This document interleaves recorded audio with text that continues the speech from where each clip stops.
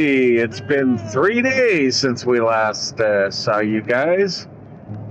I guess we're still in Portland, sort of. We're on 84. We're on our way out of town. Way out of town. We'll be driving along the Columbia Gorge here for a while, and today should be really cool. We're going to someplace I think is where I think it is, if that makes any sense. And then afterwards, we're going someplace I know it is what I'm thinking it is. But both of them should be really cool. And they're both part of the John Day Fossil Beds area. In fact, I think we'll go by 3 different units of John Day Fossil Beds and a little hiking. It's not where we're going to end up in a BLM area. We'll see. A lot of bentonite in the area, so you don't want to go driving out in the rain. It's like the clay. Slick as snot, as they say.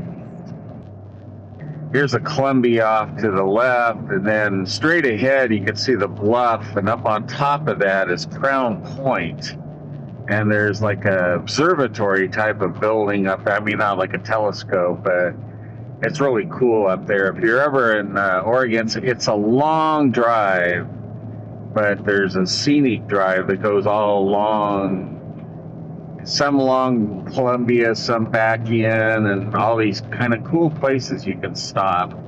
Beautiful lake here on the side. The waterfall coming down, if you can see it. And that's not really a waterfall. I mean, it's a waterfall now, but it's not a waterfall. It's just a water runoff. Like all the time.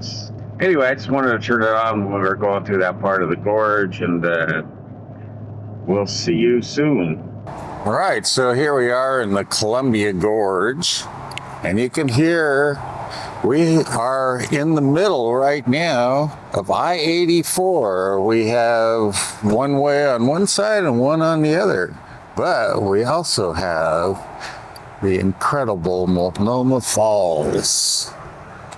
It's such a great place. It's the tallest waterfall in Oregon at 620 feet, I believe. Yeah. All right, well, let's get in there and take a look in a second. All right. Okay, so this is the old bridge. I think a lot of this was WPA built. So it's kind of cool. So here, let me get a view of this. Again, feel free to stop it and read it. I don't know that I've ever seen any Chinook in this creek. Right now, I don't see any fish in there. I don't know if you can see how clear that is.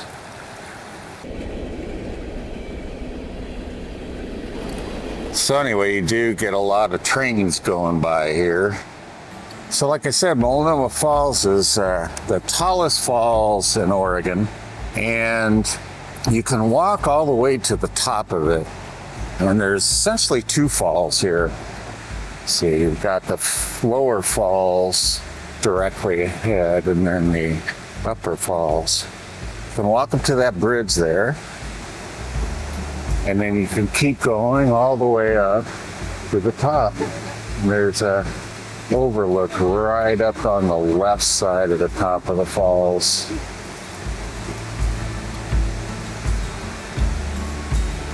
So the bridge there looks right down into the pool, and we're not going to go up there today. I think this is about as high as we're going to go right here.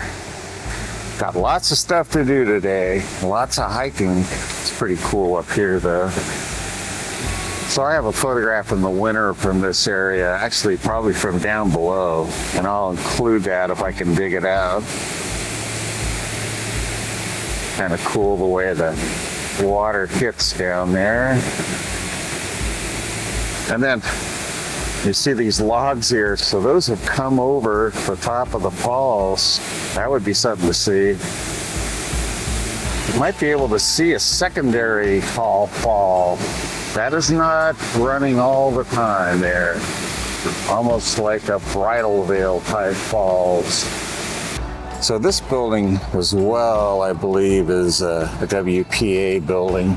They have a restaurant up on top, You can eat outside as well, or used to be able to. I mean, I haven't been here, like I say, in 16 years or so. And then they have a more formal restaurant with some of the tables have views of the falls. And then a gift shop. Okay, so I thought I might as well go ahead and take you guys inside just to take a look here. This old Crater Lake painting. Of course, Crater Lake's a wonderful place to go visit if you're in Oregon. It's more southern Oregon. So here's the lounge and tap room. Beautiful old rocks and timbers. There's a beautiful dining room here. So this is the central area. And then you have these tables here that are looking out towards the highway, and this little area here looks like they have a little lounge area up where it says restrooms as well. More restrooms. Beautiful paintings here too. Old, kind of washed out, really. Pretty monochromatic as well. And then sort of a quasi-outdoor area. A lot of glare on the windows, but see the falls up there. And then outside area, upstore seating. So, and pretty much choose what kind of dining you want to do here. I have a view of the falls right up there.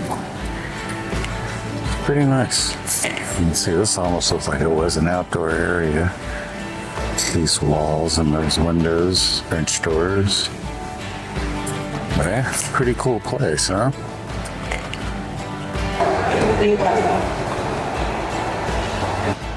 Carol should have our coffee. Oh, she's just now getting our coffees. All right, guys. Well, we'll probably catch you again on the road. Mud Hollow Road. That sounds like a road you really want to take. All right, so this area that we're driving through right now is just south of Biggs Junction. Look at this hill here. You can see all the lines. Those are all cow lines, where the cows walk. All those lines on that hill right there. Just how they kind of meander across the hill eating grass. Pretty cool. That is cool. I never knew that. Someone said, yeah, those are deer. It's either deer or cows, and I'm pretty sure this area would be cows. Exciting, huh? Anyway, I thought it was really pretty in here. All right, so now we're into kind of central Oregon farmland straight ahead. And that is furrows up there that are swirling on the That's pretty. hill. Pretty designs. Yeah. All right, we'll see you probably a little later along the road here. All right. So this is the town of Wasco, Oregon, that we're driving through. And I think we're going to make a turn here, so it's probably at the time. Cool building here, general merchandise. Hard Rock RV Park. Kind of know where we're going, but the phone would not recognize the first place we're going. There. Hill Railroad and City History Center. So, this is Wasco, Oregon. All right, turning it off. We'll catch you a little further. Small town. All right, so here we are. We're just driving by and we saw this house. Yeah, what a great old house, and obviously a lot of graffiti inside here. But yeah, so just kind of look around here. We're way out in the fields. So somebody grew up in this house. And that's one of the things when I see these, you just kind of like, okay, well, who lived here and what kind of people were they and all that kind of stuff.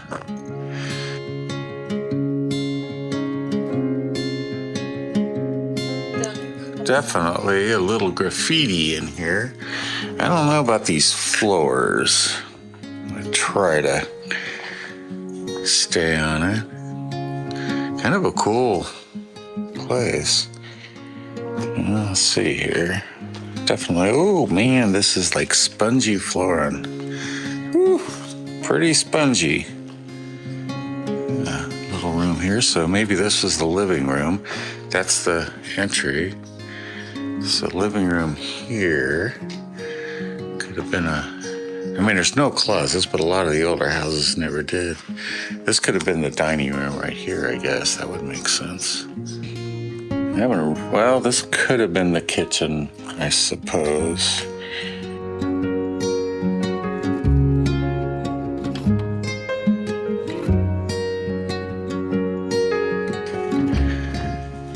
So, what, one bedroom maybe? This could have been a bedroom, I guess. Some kind of room there. I'm not actually seeing a good representation of actual plumbing. Well, I see a plug there, so they had electric. Oh, here's the bathroom. Here's the bathtub back here.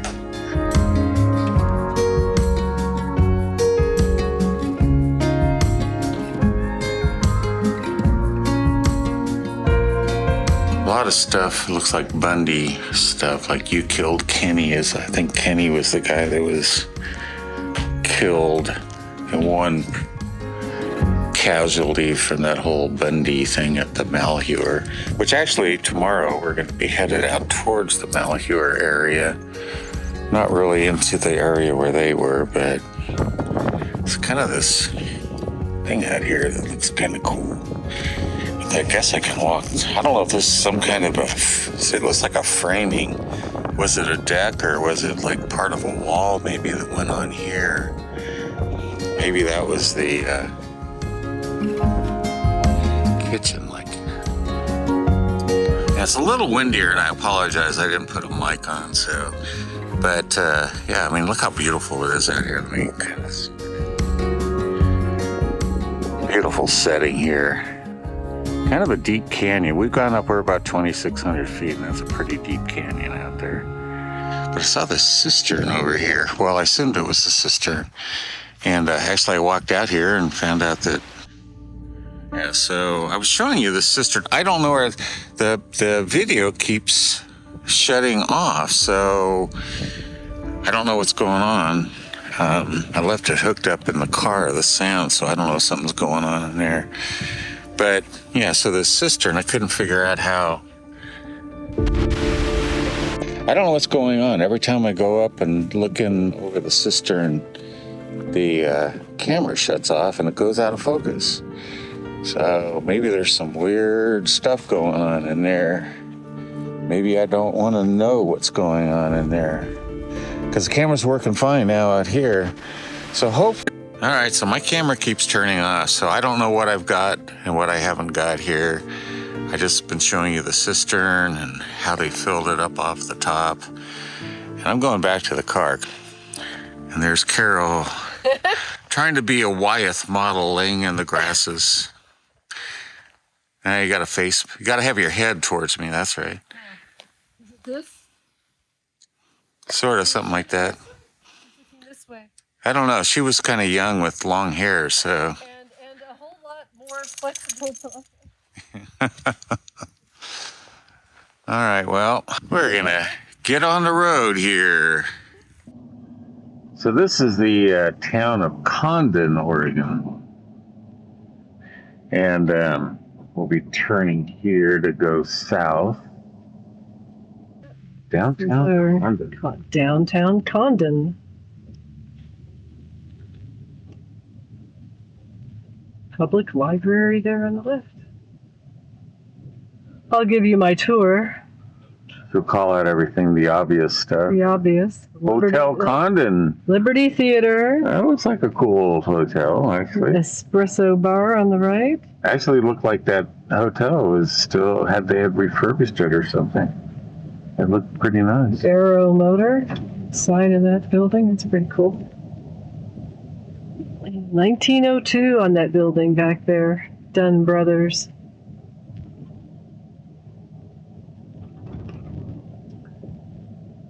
The drive-in. We could get ice cream right back there.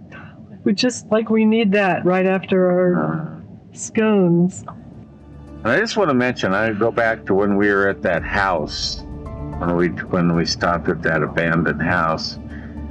I think everything through the house came out fine, but I was trying to go over the cistern and photograph it, and the phone kept shutting off and going out of focus every time I tried to do it. So I don't know what I ended up getting. I finally had to walk away from the cistern, and it seemed to work when I got Carol and the grasses in front of the house. At least I'm hoping that all came out, but that was, maybe the house is haunted, I don't know, but just to have the thing turn itself off and go totally out of focus was totally bizarre. So. Yeah, and I hope I'm not covered with ticks.